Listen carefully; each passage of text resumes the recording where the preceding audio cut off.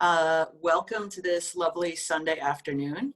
My name is Claire Gillis, and I'm a board member of the Wyndham World Affairs Council. I'll be moderating our event today. You've already seen my colleague Maya Segura. She's a new board member. Hello, and she will be handling the technical side of this talk. We are most pleased to welcome Ambassador Peter Galbraith today in his annual lecture for the group. It's a long tradition, first established by his father, the economist John Kenneth Galbraith, and now one continued in our new happy medium of Zoom. Specifically, the ambassador will discuss the upcoming election and what is at stake for US national security interests around the world. He will speak about this with respect to the pandemic, climate change, NATO, Europe, the Near East, Iran, China, Russia, and the endless wars in Afghanistan and Iraq and against terrorism. Galbraith's 30-year career in public service includes serving as the first US ambassador to Croatia, an assistant secretary general of the United Nations in Afghanistan in 2009, a cabinet member in East Timor's first transitional government in 2000 to 2001, a senior professional staff member with the US Senate Committee on Foreign Relations, and a senator in his own state of Vermont. He's the author of 2 critically acclaimed books on the Iraq War, including the best-selling The End of Iraq, How American Incompetence Created a War Without End. And since 2013, Galbraith has been engaged in several mediation projects involving the Syrian opposition and the Syrian Kurds. He's made 15 trips to Northeast Syria since 2014, including in November 2019, just after Turkey invaded. The topic of his last talk for the WWAC was actually on the betrayal of the Kurds, where he discussed the Trump administration's precipitous abandonment of the Syrian Kurds, whose soldiers had been the US's staunchest ally on the ground in the war against ISIS. At the request of the Syrian Kurdish administration, he's been working to find a solution for the nearly 10,000 foreign, that is neither Syrian nor Iraqi, ISIS women and children who are currently detained in Northeast Syria. In November 2019, he rescued 3 German children and 1 American child who had been held in the ISIS camps. Perhaps he'll be able to tell us more about how that was achieved and how they're doing now during our Q&A. And I also, before we get started, want to let you know about several upcoming events that we'll be hosting. In November, Tamara Sten of Landmark College will be speaking on Indigenous Sustainability, Regeneration and Hope, Harvesting Bolivia's Quinoa. This is based on field research she did while on a Fulbright Fellowship in Bolivia, where she worked with a women's cooperative that cultivates a strain of quinoa unique to the region, and it has a special meaning to the native Quechua people. That talk will happen November 15th from 4:30 to 6 p.m., also on Zoom. In December, we will host author and Marlborough College alumnus Art Megiddo in a talk about a book he wrote recently called Codename Madeline, a Sufi spy in Nazi-occupied Paris. This is a biography of Noor Inayat Khan, and it was nominated for a Pulitzer Prize. Megiddo will discuss his work on Noor, who was a poet, musician, and Sufi princess, and who also served as a secret agent for the British in France during World War II. He calls this a conversation on courage and compassion, and he will also consider the ways that we can harness Noor's strengths for the greater good in today's changing world. That talk will happen on Sunday, December 13th, and you can register for both of them on the Wyndham World Affairs website, same place that you went to register for this talk. And like all of our events, this lecture is free and open to the public. We are actually the smallest member of the National Organization World Affairs Councils of America, and we're run entirely by volunteers. Annual memberships support our operating costs, and if you're interested in becoming a member, you can find further information on the website. A few housekeeping notes before we get started. The talk will be followed by a community Q&A, and it will also be recorded and available on YouTube after the event. A very important thing I want you to note is please use the Q&A function in Zoom to ask questions. Please do not use the chat function. When you put in your question, feel free if you want to include your name and the town that you're writing from so that we know who you're talking with. And if you're one of my students who is trying to get extra credit by asking a question, make sure you include your name. Otherwise, I won't know it's you. So without further ado, I give you Ambassador Peter Galbraith. Thank you very much. Well, thank you for that very kind introduction. This is a very different format from any of the previous, and I suppose it's maybe almost 50 Galbraith lectures. And so it's a bit disappointing not being able to see all of you and interact. And I think you'll forgive me just a minute when I begin, because actually my involvement in this extraordinary community occurred 50 years ago when I was working for Phil Hoff, who was running an anti-war candidate for the US Senate. At that time, no Democrat had ever been elected to the US Senate from Vermont, and there were some very special people there. Arthur Westing, Beverly Major, who've often been at these events and who passed away this year. And I think about them as well as Wolf Kahn and Emily Mason, who certainly would be here, and others, but those are the ones that immediately come to mind. I wanted to talk today. My previous talks, as you pointed out, have been focused on the Middle East, Syria, Iraq, Iran. And the wonderful thing about talking about those subjects is each year there's something new to say, because the situation's always changing and it's always newsworthy. So this lecture is a little bit different. We're really taking advantage of the fact that we're 9 days from a national election of great importance. I know we say all elections are the most important, but this certainly ranks very near the top. And instead of looking at a specific part of the world, I'm going to pull the lens back and talk about the larger situation. And specifically, I want to talk about 3 global challenges, 2 global competitors to the United States, 2 major regional challenges, a number of persistent problems, and then look at the issue of American leadership in the world.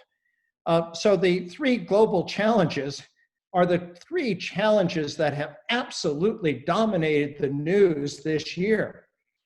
Not just the news, but dominated our lives. They are, of course, the pandemic, the economy, and the climate.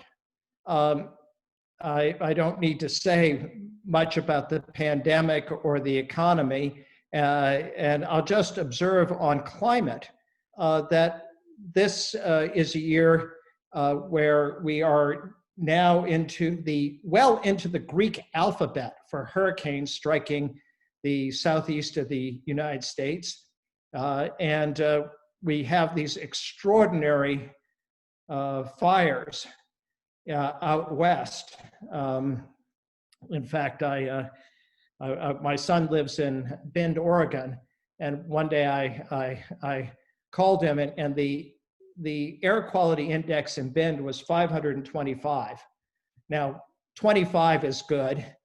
25 to 50 is okay. 50 above 50 is 50 to 100, not so good. 100 to 300 is unhealthy. About 300 to 500 hazardous, and this is simply off the scale. The scale just there wasn't a category for it. And so, these are real issues that are affecting all 3 of these: economy, pandemic, and climate, that are affecting our lives in a way, perhaps when we talk about the Middle East, it much less so. So what is the point about these three issues? Well, I said they're global issues, and the operative word is global. The pandemic began in China, but was not contained to China, nor would any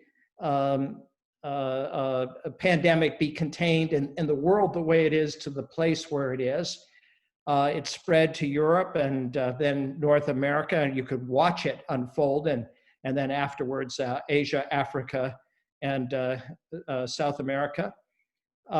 Interestingly, although there's a lot of discussion about the China virus and how we shut down travel from China, which of course we didn't do, but the form of the virus that is in the United States is, because people have done DNA analysis, is overwhelmingly the version that came through Europe. So that, but it's also, it's very difficult to shut these things out. But how has the Trump administration responded to something that's global? It's responded by withdrawing United States participation from the World Health Organization. Now, we can say that undoubtedly the World Health Organization made mistakes, and so did every national government, particularly the US national government. But imagine a situation where you have a pandemic where there's no system for monitoring it, where there's no, I suppose you could collect statistics on a bilateral basis, but there certainly would be very significant holes in it. So how would you know where are the red zones, where are the yellow zones? And then is this an issue? In some sense, it can and has to be dealt with both locally and nationally. And obviously the difference between how different states have done, Vermont being not unsurprisingly the best, suggests that what you do locally makes a difference. But unless this is solved as a global problem with widespread vaccination and other measures to mitigate the pandemic, there's no solution at all, unless we want to continue to live in a world in which people basically don't travel, in which trade becomes difficult, and which inevitably is going to have a spiraling down effect on the economy. And beyond that, when you look at how you handle global diseases, smallpox, for example, has been eradicated, but that obviously only by a global effort. Polio, which for those of a certain age can remember is the scourge of an entire generation, that has almost been eliminated, but it still needs a global cooperation, because if you don't eliminate it in the last two places where it is, which is the tribal areas of Pakistan and Afghanistan, it will come back. So, one question here is, what is our nature of our global cooperation? We can also discuss the same thing about the economy. Obviously, it's been very much affected by the pandemic. But again, there's nothing that, well, the pandemic can't be solved alone, so the economic problems can't be solved alone. But also, the American economy is not in any way separate or separable from that of the rest of the world. Indeed, this was true in the Great Depression, which is something that began in the United States and spread to Europe. It was certainly true in the Great Recession, which again was triggered by the subprime crisis in the United States and spread around the world. And one of the factors in our very slow economic recovery from the Great Recession was that while the United States spent nearly $1 trillion in stimulus in 2009, the first year of the Obama administration, European countries didn't. They applied austerity measures, and that slowed down not just the European recovery, but the American recovery. And then as a practical matter, the kind of globalization is not easily reversed. We may wish to have a lot more manufacturing in the United States, but perhaps not at the point at which we have $5,000 iPhones. because that might be what it would cost to manufacture those things. The other point is that what is the strength of the US economy? Well, a great deal of it is our creativity and innovation. And that is not homegrown. We depend very significantly, well, if you asked Americans, what is America's contribution to the world? A lot of people might just say democracy. That was certainly the line that we tended to use in the State Department, not mine, incidentally. But I think people around the world, and I'll discuss this, have plenty of reservations about the state of American democracy. They're much more admiring of two other features of the United States. One is our national parks and wilderness, but the third, and probably more importantly to many people, is our tertiary educational system.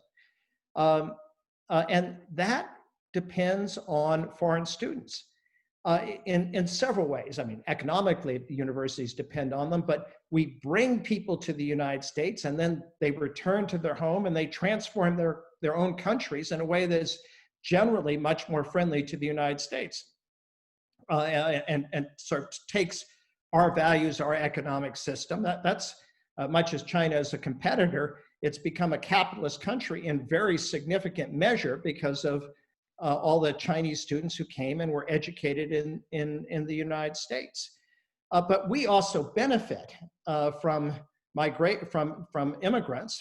And I have a couple of statistics to show you if you would go to the slides, the first two slides.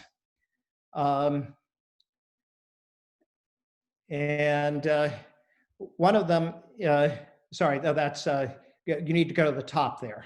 That's the last. Do I? Yeah.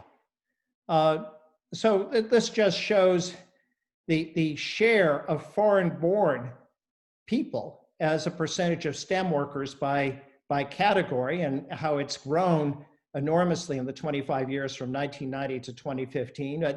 20% of engineers, 25% of computer and math professionals, life, physical, social sciences, 23%, health, 16%. These are significant contributions to our innovation and to our success. Next slide. And this is just a slide about the number of people who are studying in these STEM-related fields. And you can see in many of these fields, the percentages are overwhelmingly foreign-born. We are the incubator for the world, and that benefits us. I might add that in the period of 2016 to 2020, half of the world's Nobel laureates in the sciences were foreign-born Americans.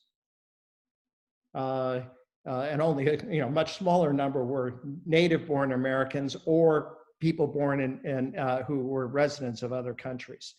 So that's enough. I don't need those slides now.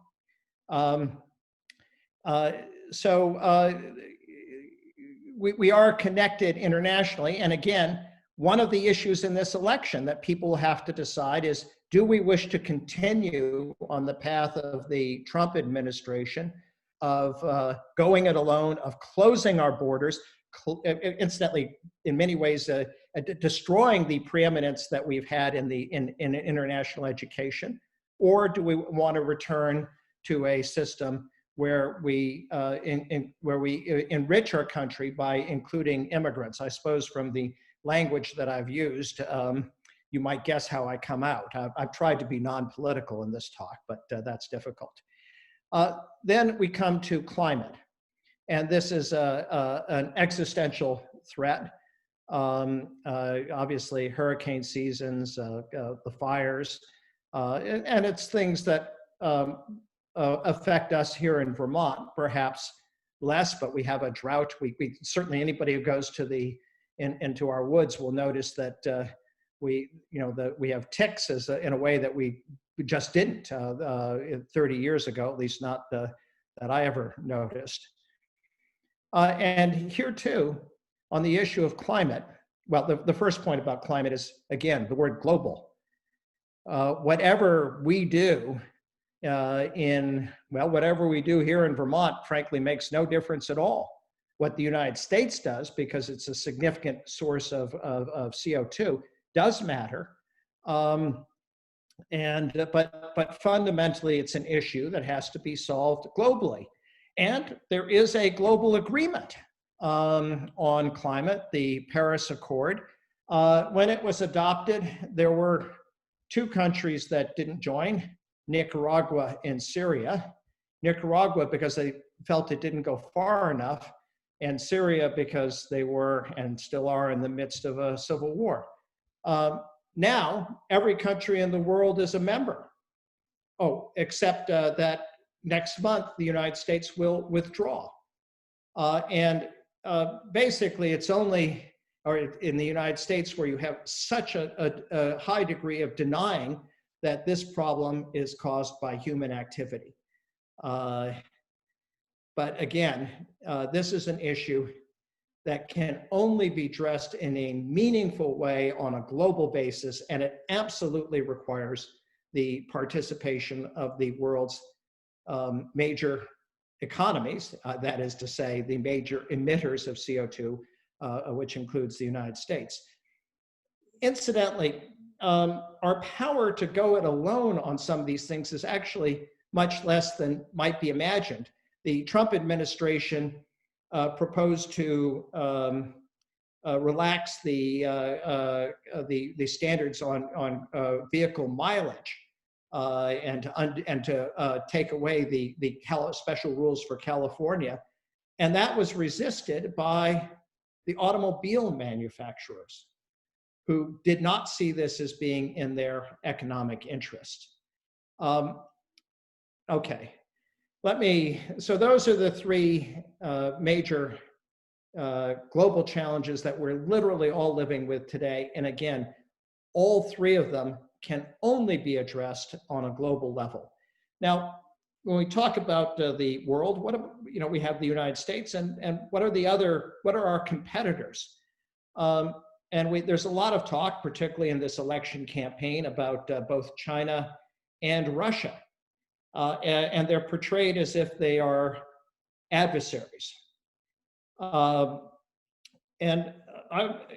may make good arguments and sound politically good, that the China virus or the Chinese threat. But I think we need to break this down, particularly if we want to think about how we're going to be governed in 10 days after this election. I want to ask, and incidentally, the notion that China is a threat, that China is an enemy, is not just one that's in the political rhetoric. Graham Allison, who's in the Defense Department at the Kennedy School at Harvard, has written a book called The Thucydides Trap, in which he's argued that unless we do something, war with China is inevitable. His argument is that China is a rising power, the United States is a declining power, and that is a combination that leads to war. And I want to push back against the idea that China is an enemy or a threat. So let me just ask a few questions. Is China expansionist? And if so, in what way? Well, is it seeking to acquire other countries' territory? The answer is no. There are, and I'll come to this, there are disputed territories, most of which are with the exception of Taiwan, of very little importance. But this is not a country that is trying to take over any of its neighbors or more of the world. Is it spreading, as the Soviet Union did, a hostile ideology that seeks to overthrow the established order in the United States, or in fact, that matter, any place? No. Is it promoting communism? No, because although it's ruled by the Communist Party, there's nothing communist about it. Okay, well, it has all these economic activities in Africa and Asia. For example, and it's making these loans of Sri Lanka. They made a big loan to Sri Lanka, and then they, because the Sri Lankans defaulted, as the Chinese cleverly knew they would, at least this is how the line goes, they've taken over the Hambantota report in Sri Lanka. Well, yes, all that's true. But what are they doing with the port? There's nothing that gives them the right to deploy naval ships or missiles or anything else there. It's more or less the same level of threat as when Japan, and there were a lot of alarms about this, acquired the Rockefeller Center in the 1980s. You know, it wasn't as if the Rockefeller Center was going to be moved out of Manhattan to Japan, and the Hambantota port, even if the Chinese are running it, is still going to be in Sri Lanka, and it's not, you know, not being used militarily. And the same thing's true with the railroads and everything that they're doing in Africa. To some degree, because they have a huge excess of funds, they're making a lot of bad investments that are developing infrastructures in these countries, rather like what the British did in the United States in the 19th century. Now, are they seeking to acquire access to raw materials? Yes, but these materials are being sold on the market, and so the Chinese can be outbid. Now, finally, are they in disputes with their neighbors? Yes. With India over the boundary in northeast and northwest India, the Ladakh area, Aksai Chin, and in the northeast with the McMahon line. This is something I know personally because it was my father who took the unilateral decision in the midst of the Cuban Missile Crisis, but when China had attacked India, for the US to recognize the McMahon line as the boundary. But the area is so high, so remote, that it really doesn't matter who controls it. And frankly, it shouldn't matter to the United States. You know, there've been disputes there that have resulted in, 40 or 50 Chinese and Indian soldiers being killed. They actually don't bring weapons in that area, so they've been killed with, clubs and fists and that sort of thing. It's tragic, but it's not exactly a process of China seeking to take over India or any of its neighbors. It has a dispute with Japan over the Senkaku islands, what the Chinese call the Diaoyu Island, and the Taiwanese also claim that these are uninhabited islands. And in the South China Sea, if you will show that slide, the third slide.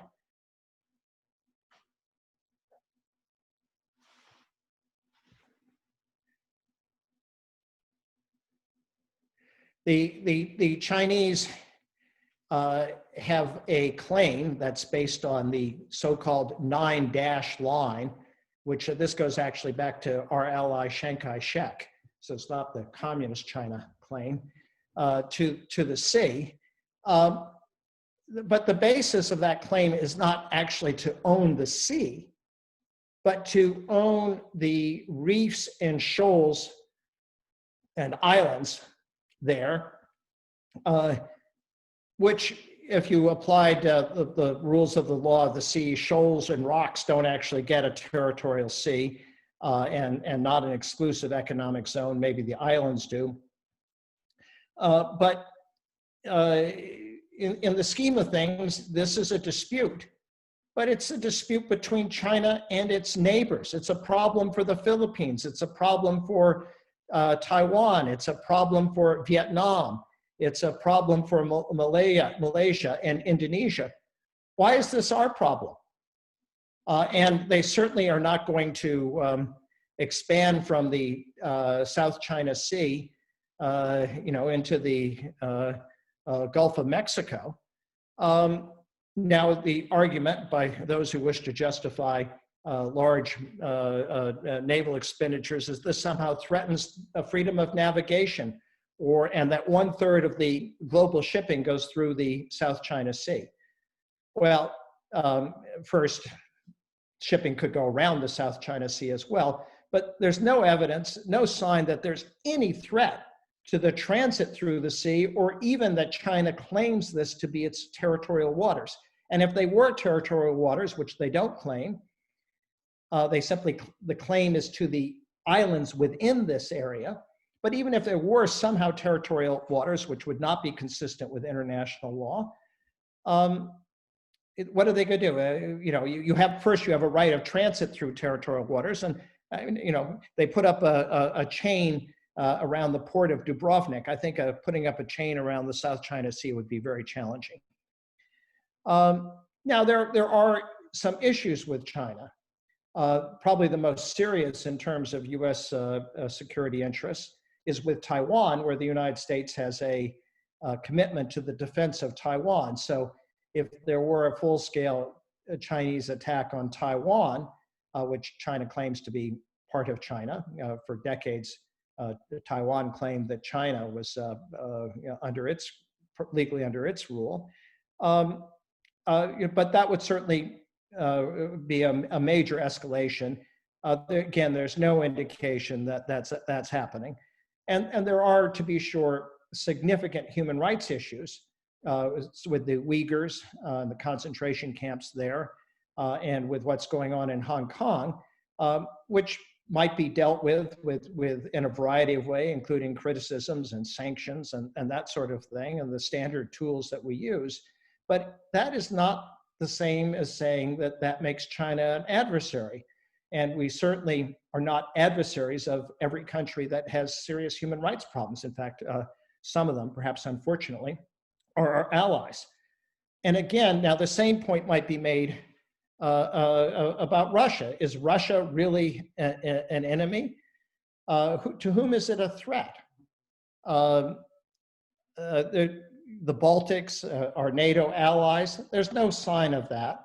Now, what is true is that the Trump administration, or not Trump administration, but Trump himself, has questioned the NATO alliance, and particularly questioned whether the United States would come to the defense of any NATO ally, as is required by Article 5 of the NATO treaty. Basically, the NATO treaty is a collective defense treaty. It says an attack on one member of NATO is an attack on all, and all the NATO countries are obliged to come to the defense of the attacked country.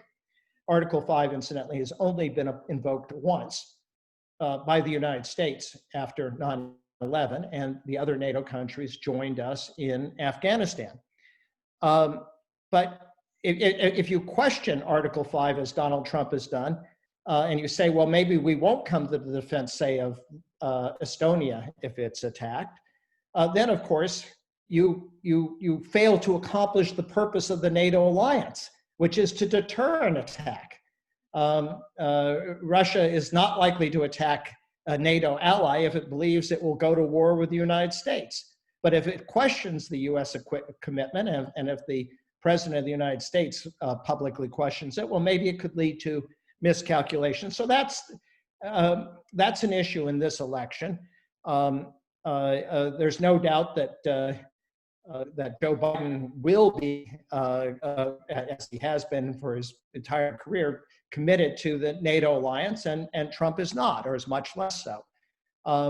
But again, that's a little different. That's an important issue, but it doesn't mean that Russia is a major threat to NATO. So where is the Russian threat? Well, arguably there is one, and if you could show the next slide. It goes to what are known as the frozen conflicts. These are areas that when the Soviet Union broke up, well, let me back up and say, when Stalin drew designed the minority policies of the Soviet Union in the, I guess, 1920s and 30s, the idea was that each nationality, each nation, and this was a union of 15 nations, would be defined by their own ethnicity.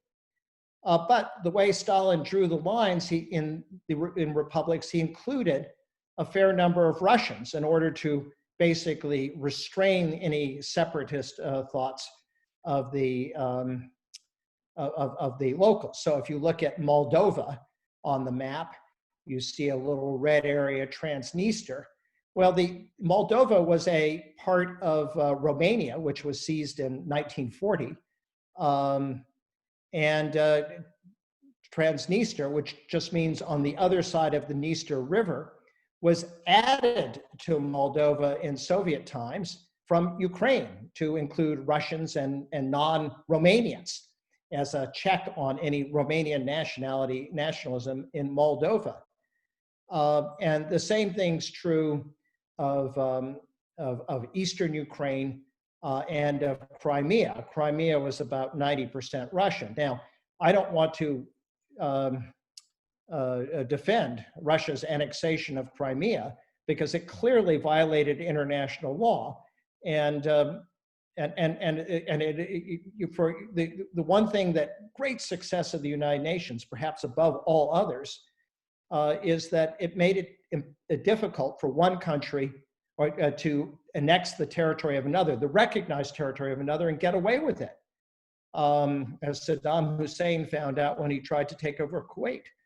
So what the Russian behavior is serious, but this is not part of a pattern of Russia aggressively seeking to reestablish the Soviet Empire or to reconquer Central and Eastern Europe.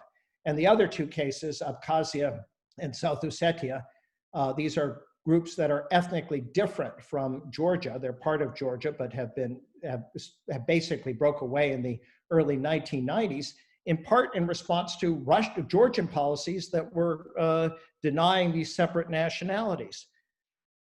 There is a real problem with Russia, and that is nuclear weapons, which is to say Russia has a lot of them, and so do we. And again, in this election, the Trump administration has withdrawn from the Open Skies Treaty and from another of the arms control treaties.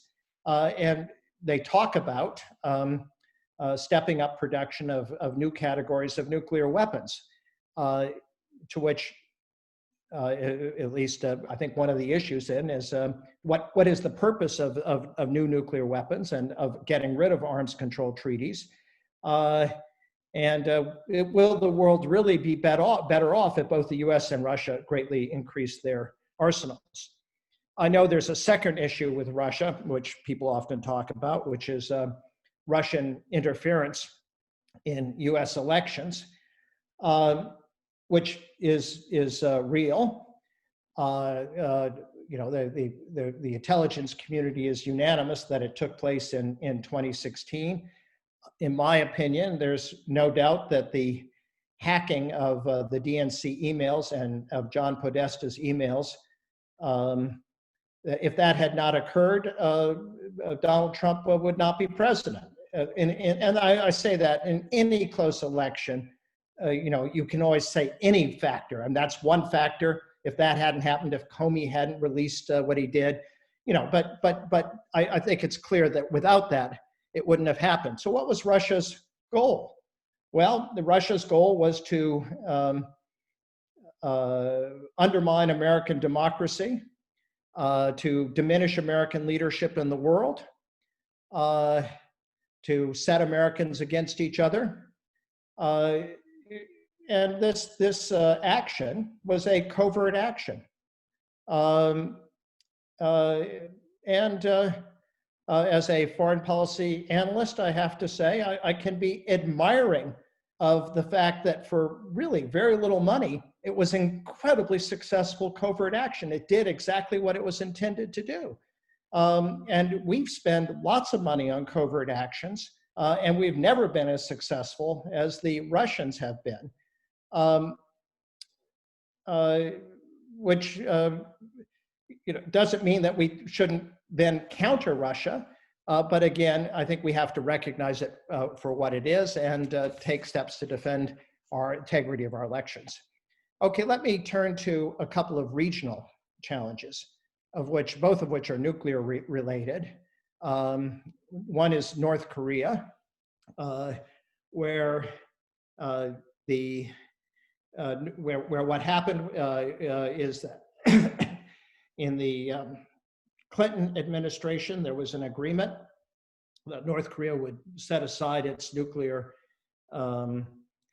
program in exchange for building a kind of nuclear reactor that was not capable of diverting fuel or spent fuel into bomb material. That was abrogated by the Bush administration on the grounds that North Koreans were cheating, which they may well have been, but they were cheating slowly. There was no further strategy then in the Bush administration, which was then diverted by the fact that the war in Iraq was not going well. North Korea developed nuclear weapons, testing them, I think, first in 2006. It continued to acquire, build additional weapons through the Obama administration. There was a process of 6 powers that was engaged with North Korea.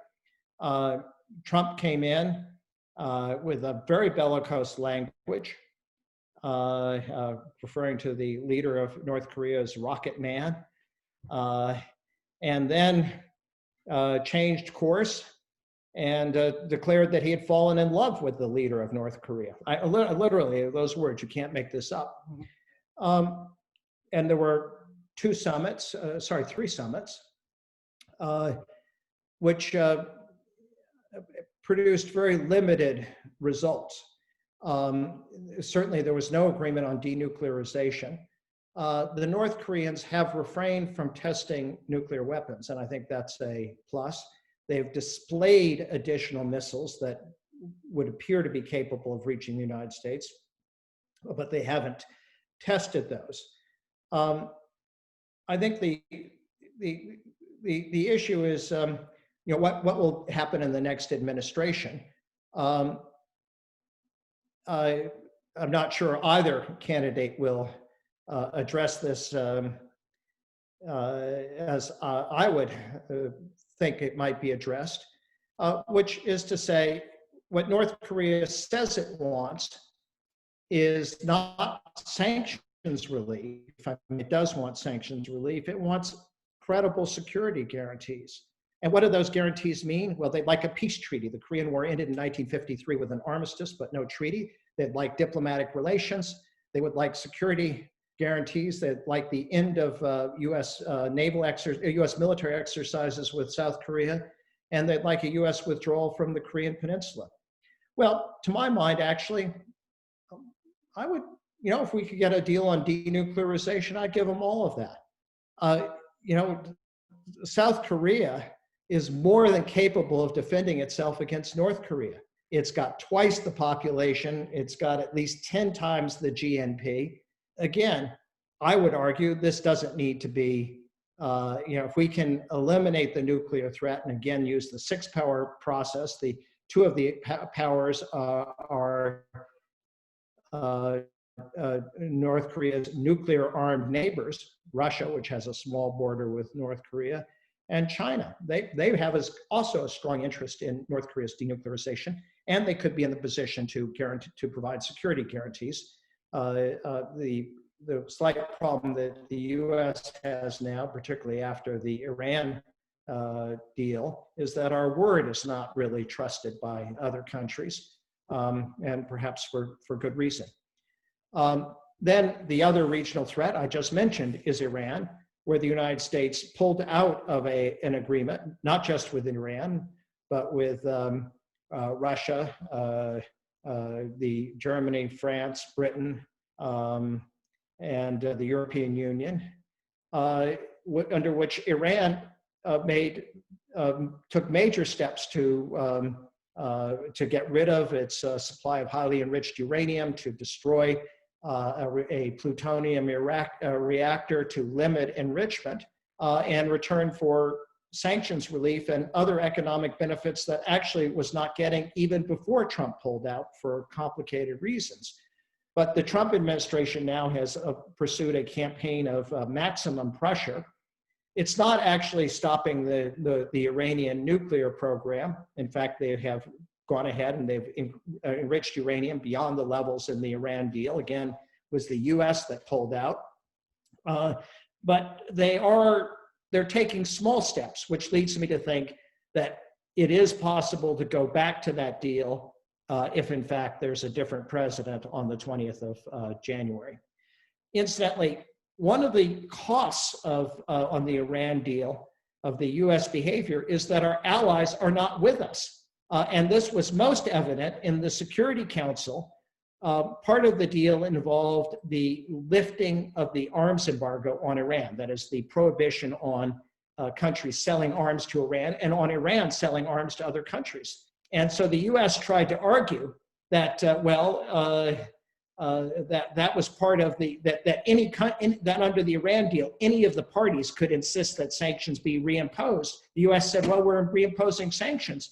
And our European allies, Britain, France, Germany, said, sorry, you're not party to the agreement. You can't pick and choose the part you want. Okay, let me just take a few more minutes because I know there are questions. But this is a big topic to cover in 45 minutes or so. Then I talked about the major regional challenges. Then there are the persistent problems, Afghanistan, Iraq, Syria, the so-called forever wars. I think Trump seems quite determined to get out of Afghanistan before the end of his term, and he may well accomplish that. At the present time, our footprint in Afghanistan is rather small. So one can ask, I mean, the fundamental problem in Afghanistan is that we don't have a partner, although there's some good people in the Afghan government. The larger picture is that the government is corrupt, ineffective, and in office as a result of fraudulent elections. So in order for counterinsurgency to work, you really need a partner, and if you don't have a partner, you can't work it. That said, the U.S. presence provides both a security blanket and gives us some leverage vis-a-vis the Taliban. So if Trump is out, will Biden go back in with advisors? I don't know. I think the more perilous situation is that of the Kurds in Syria, where a year ago Trump had a call with his friend Erdogan and gave him a green light to attack people who had been our allies in the war against the Islamic State. I'll say that the Islamic State is making a resurgence, so this movie may be replayed again. The other persistent problem is in the Middle East. What we used to refer to as the Arab-Israeli dispute, but really it's become an Israeli-Palestinian dispute and an Israeli-Syrian dispute. On the Syria side, nothing is going to change. On the Palestinian side, the Trump administration has taken certain steps that are very negative to the what has been the international consensus for a settlement, which is a two-state solution of an Israeli state based on the 67 borders with some modifications to take in some of the areas of the settlements, and a Palestinian state. That with the U.S. move to the embassy to Jerusalem and therefore recognizing Jerusalem as Israel's capital, whereas Jerusalem was always considered to be settled as part of the final status, although it was more or less recognized that Israel would end up with almost all of it. And with the recognition of the Israeli annexation of the Golan Heights, I think it's very unlikely. The two-state solution is very far away, which ironically perhaps leads to a one-state solution. And who were the advocates of the one-state solution? Well, that was the PLO and Yasser Arafat. They said there should be one state of Jews and Arabs. And at the moment, the Israeli electorate consistently elects right-wing parties. but Israeli Arabs are about 15%. At some point, they're going to elect a left-wing government because, you know, the world never remains the same. And at that some point, the left-wing government is going to extend the franchise to more Palestinians because it will want to stay in power. And perhaps you will end up with exactly the thing that the PLO wanted. Finally, and my father, you will recall, because I've used this line before, often said that when you give a talk, you always should use finally frequently because it gives your audience hope. Finally, there's the question of US leadership in the world. And that is much diminished. It could recover with a different administration. But it's not going to go back to what it was in 2016, and even as much as Obama helped recover from some of the significantly of the problems of that the Bush administration had.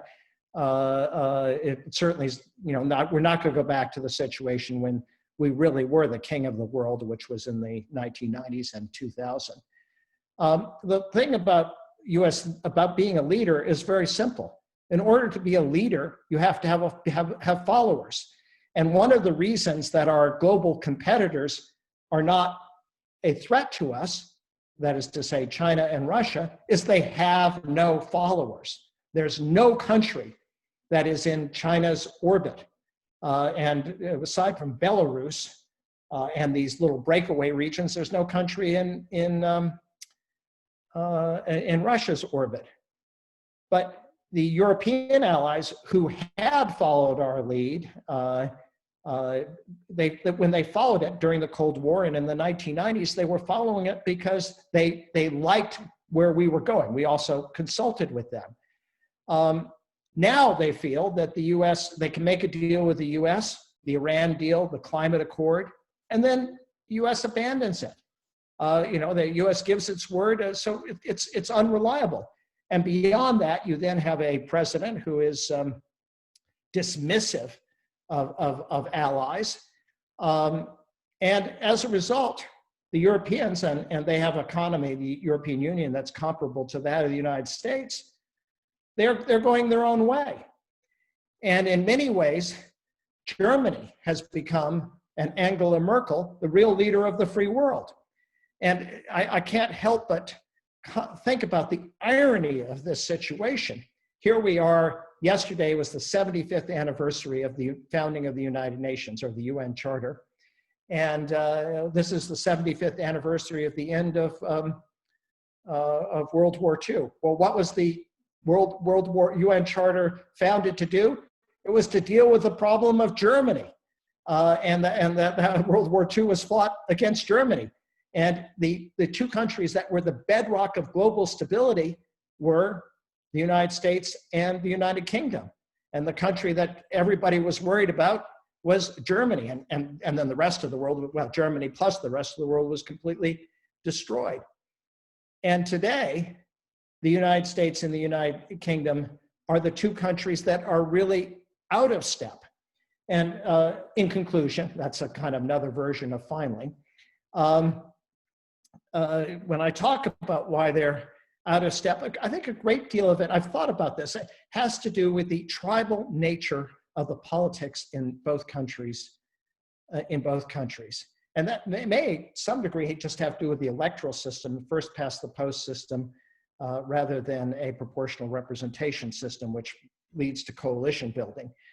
But in Britain, Brexit is not just about withdrawing from Europe and diminishing Britain's influence, because outside of Europe, its influence is going to be much less. It's a step that is going to reduce the GDP of Europe by 2025, of Britain by 2025 in 5 years by 4%. If there's some kind of deal, which looks extremely unlikely, they'll crash out on December 31st. So they have basically 2 months and 6 days to solve the problem, 5 days, no, 6 days. And if they don't solve the problem, the GDP will decline by 7%. Why? Because Brexit, the idea of Brexit's become a kind of litmus test for this tribal politics in the British Conservative Party, and it's Boris Johnson's signature issues. But what's so striking to me is that the indifference of many British politicians, conservative politicians, including friends of mine who are members of parliament, who are so adamant about Brexit that they are indifferent to the consequences for the country. And what are the consequences? Well, it's called the United Kingdom. And it consists of 4 parts. In Ireland, Northern Ireland, for the first time, the polls show, roughly 50% are in favor of leaving Great Britain, leaving the United Kingdom, I should say, and joining the Irish Republic. And that number is likely to grow if there's a hard border between Northern Ireland and Ireland. Now, Johnson had promised there wouldn't be, and then he's gone back on that. And in the case of, and incidentally, they're entitled under the Good Friday Agreement to have a referendum anytime. I mean, there are provisions for it, but basically, if they request it, there would be a referendum. The other place is even further along toward independence, and that is Scotland. Scotland voted 2-1 against Brexit. Northern Ireland voted 56% against it. And so from a Scottish, and for the first time now, about 53% of Scots say they're in favor of independence. That 45% were voted for it at the time of the referendum. What is shaping this thinking? It's a sense that another group is treating them unfairly. And the striking thing, again, is that Brexit has become more important to many conservative politicians than actually preserving the unity of the country. I say that, and I will stop here, although maybe in the Q&A there might be some questions about its applicability to this tribal politics to US democracy.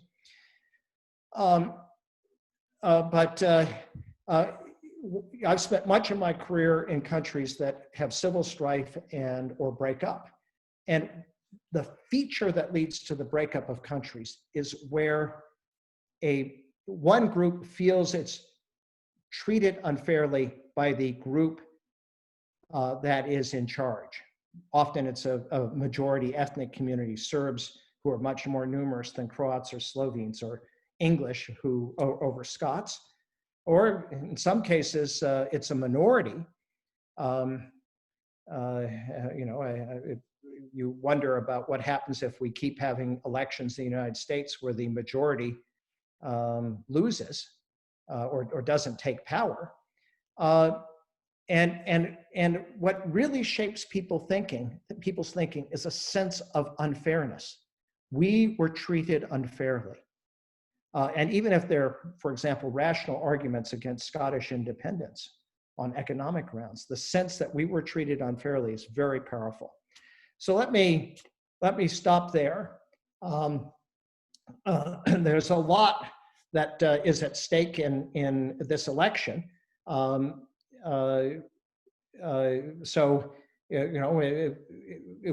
Depending on which way it goes.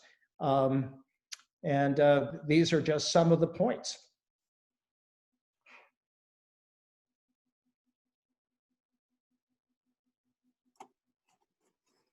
All right, thank you very much, Ambassador. We're going to take some questions now. You finished by talking about what happens in terms of the dynamics when countries tend to break down. And a question coming in from Peter Reed in Bronx, New York. Hi, Peter. He wonders what suggestions Ambassador Galbraith might have for reconciling what seem practically mortal animosities and conflict within the US. However, we draw the battle lines, red versus blue, north versus south, urban versus rural, rich versus poor. It seems clear that there are well-nigh irreconcilable divisions tearing the country apart. And since you have ambassadorial experience, I think he's wondering what sorts of domestic diplomatic strategies might be applied to this scene in terms of healing the country? I think the real problem is a question of fairness. And some of it's institutional. We have a 18th century constitution written for a country of 3 million. The authors were all white men. Some number of them owned other human beings as slaves. And they've set up, obviously it's functioned very well for a long period of time, but parts of it don't work too well. When you have a situation, now this has happened twice in this century, 2 out of 5 elections, the loser actually became president. And that also has an added impact when the ethnicities become a little different. For example, California is the first majority minority state, meaning that there's no ethnic or really racial group that is the majority. And when Californians feel systematically disenfranchised, even though they're voting, they're voting and their candidates winning by 3 million, as Hillary Clinton did, maybe 5. On this election, it's I think likely that a 5 or 6 million margin for Joe Biden would have a 50% chance of leaving Donald Trump as president. And particularly when the deciders are a much whiter group in the center of the country, you begin to run into, that's a sense in which people begin to feel they're being treated unfairly. The other feature about democracy is that you have an impartial judiciary who are fair arbiters of things, that you can go to them and you'll get a fair decision. Now, it's been nakedly obvious since 2000 that the Supreme Court is a partisan Republican institution. Nobody can seriously think that those 5 Republican justices who decided to stop the Florida recount would have done so had Gore been ahead of Bush. And yet the essential feature of having a fair court is that when the law is the same and the facts are the same, the court decision's the same. That obviously is not the case. Now the court is added, or will next week add a 6th Republican justice, very extreme right, by a president who says, I'm appointing this justice for the purpose of settling election cases in my favor. So imagine that this election comes down to a situation where, I think everybody believes that Biden will win the popular vote. But let's suppose that not only is it, does the Electoral College, let's say there are enough states or disputes in the Electoral College that it goes to the Supreme Court, a la Florida 2000 Redux. Will large parts of this country who voted for Biden accept that as a legitimate result, given the extremely partisan nature of the court itself? Will they accept? What will happen if the court doesn't, as I expect it will, overturn the Affordable Care Act, which would cost 20 million Americans their health coverage, but more than that, 120 protection of the, against being charged more for pre-existing conditions. These are the things that, as I observe them, are things that are the kind of thing that are the source of strife in other countries, and even that lead to countries to break up. So now, what is it that can be done? Well, I think part of the problem is that we have a system of separation of powers that is worth, and constitutional structure that has worked extremely well in spite of the flaws, but it requires people to operate in them in good faith. And when you have a group, which I'm sorry to say is the modern Republican Party, that has been determined to reshape those institutions so the courts are really not impartial, so that the the legislatures are gerrymandered, so the Congress is gerrymandered, that now the court's going to make a ruling on the census that will, for the first time, exclude undocumented persons, even though they've been counted for 230 years. You have a consistent pattern.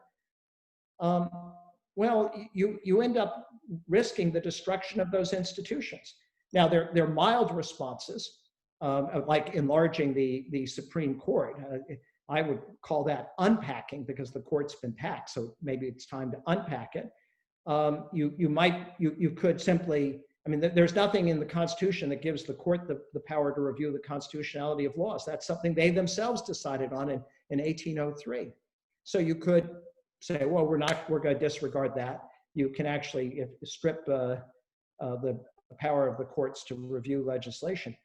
But you know, if you carry your position too far, and the Republicans that frankly are on the edge of doing that, you really could have big trouble. So somebody needs to point out and say, you know, being in power and winning elections or gaining office when you haven't won elections really isn't worth it that much.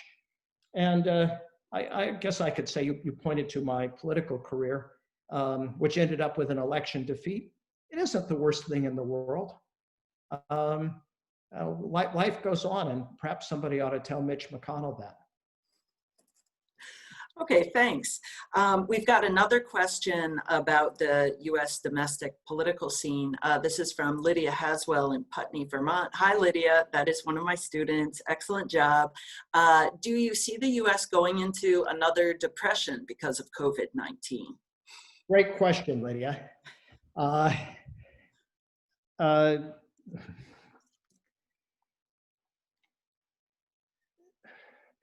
You know, it's very, I don't know the answer to it. It's a great question to which I do not have a great answer.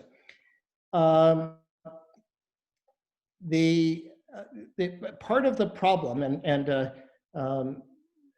this really comes from talking to my brother, who's an economist and done a lot of work on the pandemic now. In fact, he's teaching a course on it. His point is, the American economy today depends enormously on things that we don't actually need. At the time the country was founded, virtually everything we produced was things that we needed. I mean, shelter, food, horses, transportation, plow implements. But a great deal of what we have now, we can do without. And I think all of us who have gone through all of us certainly are doing without things that we used to do all the time. I guess I haven't been to a restaurant since March. I mean, my normal behavior might have been to go to a restaurant 3 or 4 nights a week or 3 or 4 days, or travel. I mean, nobody needs to take a cruise, and nobody's going to take a cruise. Nobody needs to go to Disneyland or Disney World, and basically nobody's going to go, at least until this is over. So, of course, that means there are a lot of people who were working in all these places who don't have employment, and what's avoided a recession has been all the money that's been pumped into the economy. Will that continue? I mean, it's fine when people were getting $600 a week in additional unemployment benefits for low-wage workers who drive the economy, because they're people who spend all their money.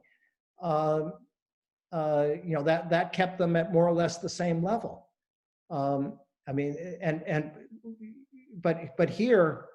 Again, there are things we don't need, and whereas other depressions were a shortage of demand, basically demand dried up, and then there was, like in the Great Depression, oversupply of everything, so prices fell. Here, in many ways, the problem is on the supply side. There is no supply of cruise ships that people safely want to take. There is no supply of airplanes that people want to take or feel they can take. a new supply of movie theaters. Yes, they're there, but you really can't safely go to them. And as a result, a lot of this money is sloshing around, and it's been bidding up the stock market to areas that are totally disconnected with the reality of the economy, bidding up real estate prices, including here in the state of Vermont, because people don't have anything else to use their money on. Okay, thanks. Here's a question from Scott Cooper, who's also a WWAC board member. Hi, Scott. He's in Brattleboro. So you mentioned the USA will officially withdraw from the Paris Accord in a month. If Biden wins, how easy is it for us to unwithdraw? That is to say, to re-enter it? I think it will happen at around 12:01 on the 20th of January. Well, maybe not then. Maybe he'll wait for the parade, except there won't be a parade this year, at least not if Biden wins. So yeah, no, you can simply sign back up to it. And certainly that will be one of maybe the first thing he does as president of the United States. It'll be more complicated to get back into the Iran nuclear deal. Biden has said, I hope that they'd like to negotiate some additional restrictions. The Iranians aren't going to agree to that. But in the end, I think if the US comes back, then the Iranians will, at least one can hope that they will then reduce the material that they've enriched and move back into full compliance. Again, the fault is us who are not in compliance, not them. We didn't keep our part of the bargain. Okay, and we have another climate question from Julie Snorik, also on the board. So climate migration is occurring and contributing to shifting policy regimes to protect the movement of people. If I might say, what would be a global response to climate migration? How do you build the collaboration needed to support the most vulnerable nations, which of course suffer a lot more from increased temperature in the world, but they produce very little, comparatively little, of the fossil fuel pollution? Right. How do you build the collaboration to address that kind of question? I think the first,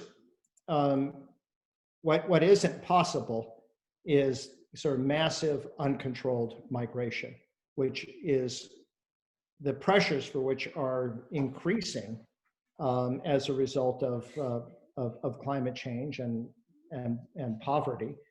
But I mean, it's politically not feasible. It's economically not feasible. Angela Merkel in 2015 took in Europe 1 million people, and that really produced a very strong negative reaction. So the alternative, and the much cheaper alternative, is to invest in the places where people are by providing assistance, by providing education, healthcare, and it is it is a small price to pay compared to the alternative. It would be much cheaper to put, I don't know, 40 billion into Central America than to build a wall. So that is the solution, and particularly like in the Mediterranean, to have thousands of people drowning every year. It's just terrible. But that's a function of how desperate things are in the countries where these people are coming from. Yeah, I mean, a small rise in temperature, if people are practicing subsistence farming at the edge of a desert, ends up being quite devastating. And the question of justice is simply that if those aren't the people who actually produce the heat that is making their livelihood impossible, what is a vision of justice, that allows them to perhaps migrate somewhere else with rights? Yes, I mean, you could make, and I mean, I don't disagree with your point about justice, but in the practical, in the real world, you know, you could proclaim it as much as you want. That's an argument that's not going to work. I mean, you know, the countries that are producing the CO2 are not going to turn around and say, oh, well, come here and we're, you know, we're sorry, we're so guilty. I mean, one might wish that were so, but it isn't. So therefore, you need to find solutions that will actually work. The whole issue is kind of complicated. Certainly there was a time when subsistence agriculture was also contributing to global climate change by destroying intact forests and that sort of thing. But in recent years, in many places, subsistence agriculture has been abandoned, a bit like what happened in Vermont 150 years ago. And so in places, tropical forests are you know, the net, in fact, at least in some recent years, there were tropical forests were increasing in size globally. The trouble is that from a biological point of view, new forests are not as valuable as old forests, but they were a function of abandoned land and people moving into cities really all over the world. And then it's those people who are migrating, and actually not the person who is living at the edge of the forest in the Central African Republic or in the Amazon. Yeah. All right. So we've got a question from Boyd Bosma. This is moving on to China. Is China not conducting a form of economic imperialism through its Belt and Road Initiative and expansion for the first time in its history of foreign bases? I imagine he's meaning foreign military bases. Well,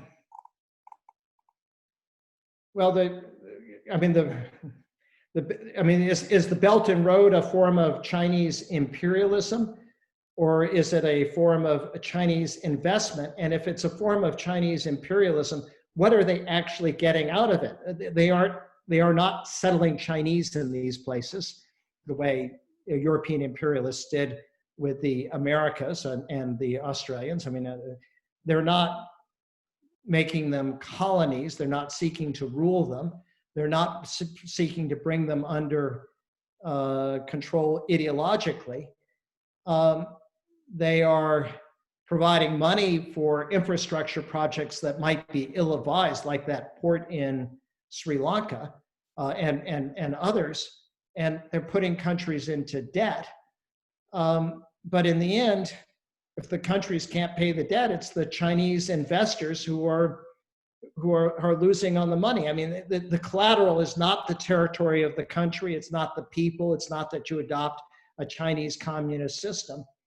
And I may be wrong about this, but I don't know that there are places where China is constructing military bases.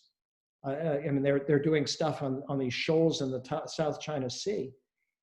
But you know, I would be careful about getting exercised about any of it. I mean, you know, there's some speculation that the South China Sea has a lot of petroleum, although hydrocarbons, nobody's actually gone there. Even if it did, it would be of marginal importance to the Chinese economy. The Chinese economy is too large, even if there was Saudi Arabia underneath the South China Sea. And the truth is that we can't afford to exploit a petroleum hydrocarbon resource of that size at this point in time, and because China will be swamped and destroyed by climate change.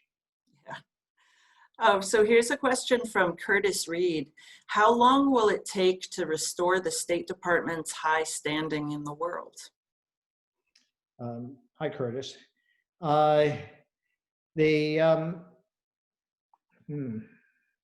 Well, so the State Department is it's a building, and it's staffed by Foreign Service professionals, and one of the things Foreign Service professionals do is they carry, like the military, they carry out the instructions. And I think, as you saw in the impeachment situation, the lawful instructions of the administration in power. I say lawful because there were people who did object to unlawful instructions, and I think you saw really the high caliber of the people who are serving in the Foreign Service. Now, there is a problem in that the Tillerson, who was Trump's first Secretary of State, and Pompeo, the current one, let go a lot of the very capable senior people, and then others did what you have to do when you're, in a position in government and you can't agree to the policy. They resigned.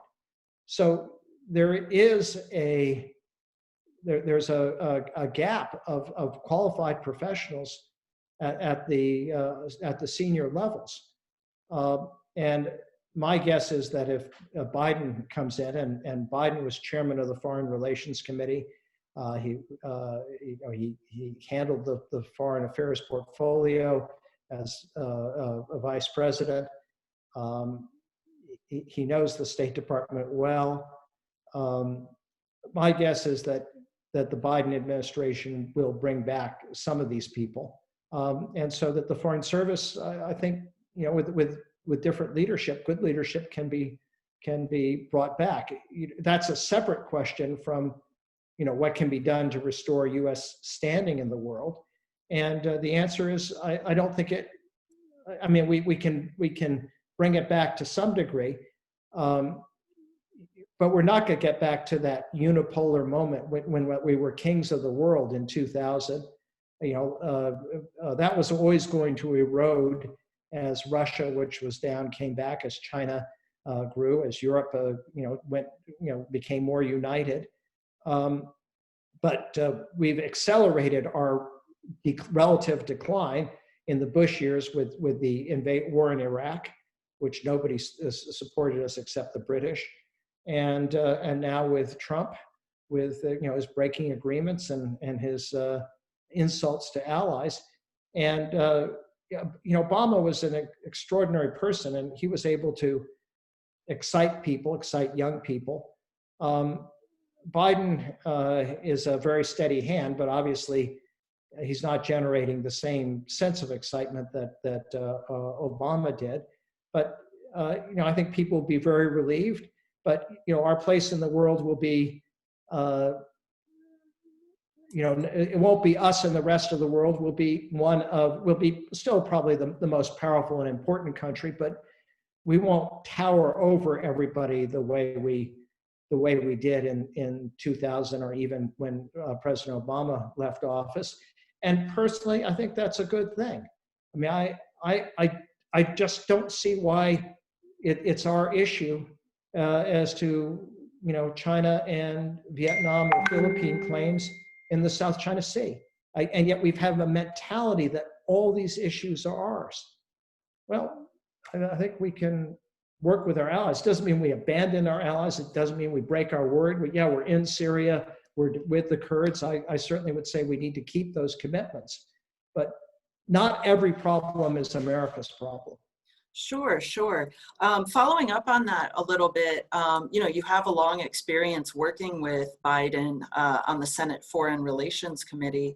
What kinds of foreign policy goals do you think he would pursue, or what kind of president do you think he would be, especially with respect to this question of national security?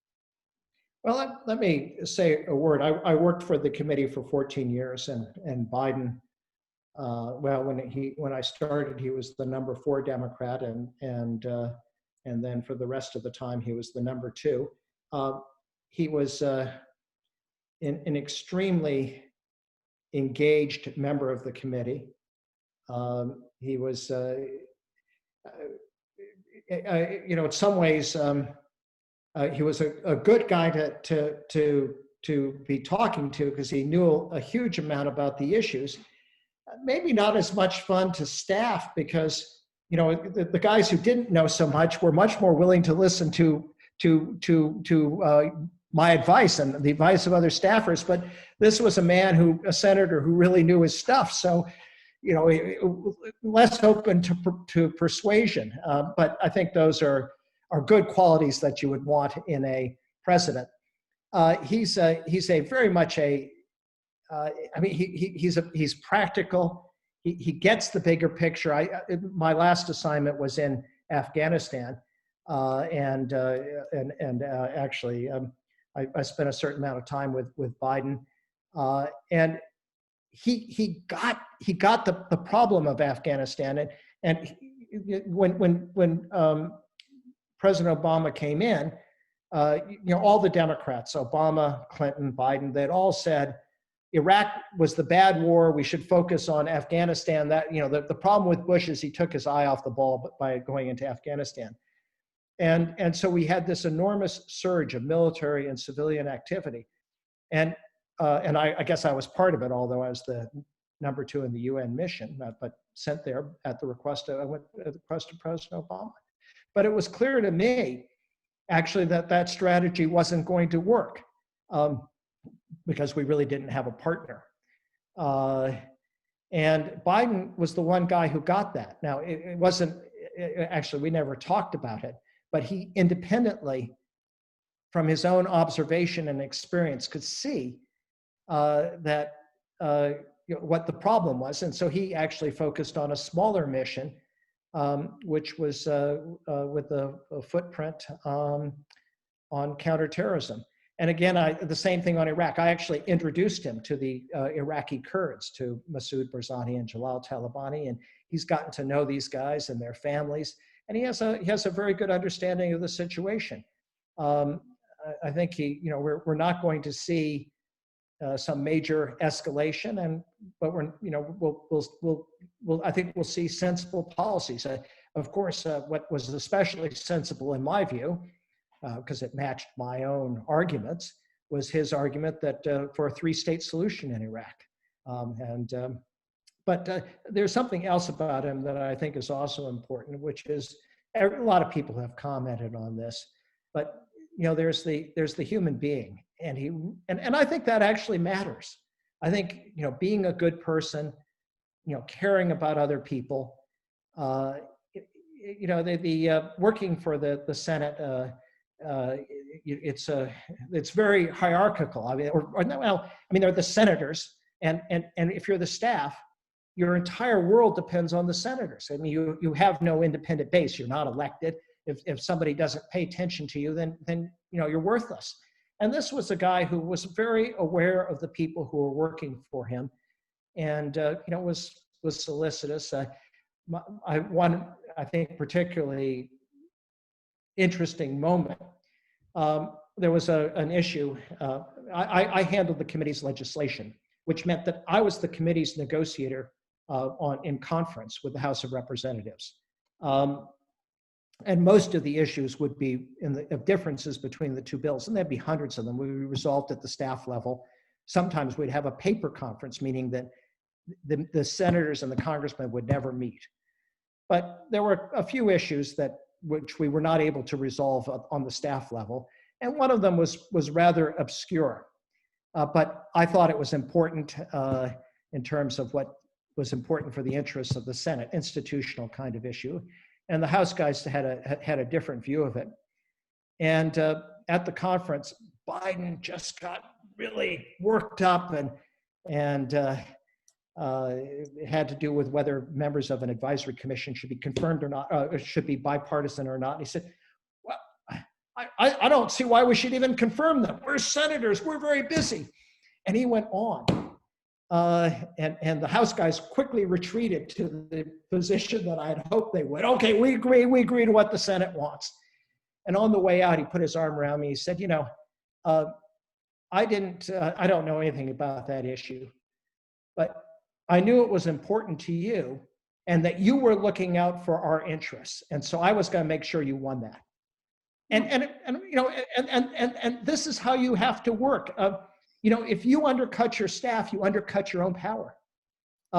You want people to think that you want your staff guy to be looking out for you. You want the people working for you as president to be looking out for you. You want to back them up. you don't want if you're the president, you want the Congress, you want the foreigners to think, they're doing it. And if it turns out they're not, then you say that privately. And it's a kind of leadership style that Biden has. I don't know that I've articulated it very well, but it's both decency and focusing on being effective. Treating the people who work for you well is, in fact, a critical part of being successful. Yeah, I think this idea of just treating all people as human beings would go a long way, rather than simply summarizing them by how they feel about one political issue or another. Anyway, we are actually out of time. Thank you so much, Ambassador. We really enjoyed this, and I hope all of you watching at home enjoyed it as well. Unfortunately, we can't go out to dinner now because that's not a thing that's happening. But hopefully next year when you come back, we will be able to do that again. And I wish you the best.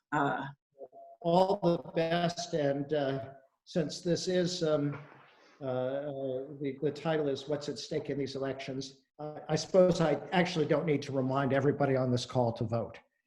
All right. Yes, please vote. Anyhow, thank you all, and I'll see later who actually was here, but I know there are many friends for such a long period of time, and I just wish I could say hello to all of you. Right. And, we do want to acknowledge that there were so many fantastic questions that came in that we just weren't able to get to. We will forward those questions to you so that you can see what's out there. And we're just really grateful for everyone who attended and asked these amazing questions. And certainly, Ambassador, for your time. And Claire, well done, of course. Thanks, Maya. Yeah, okay. And I'm going to stop recording now.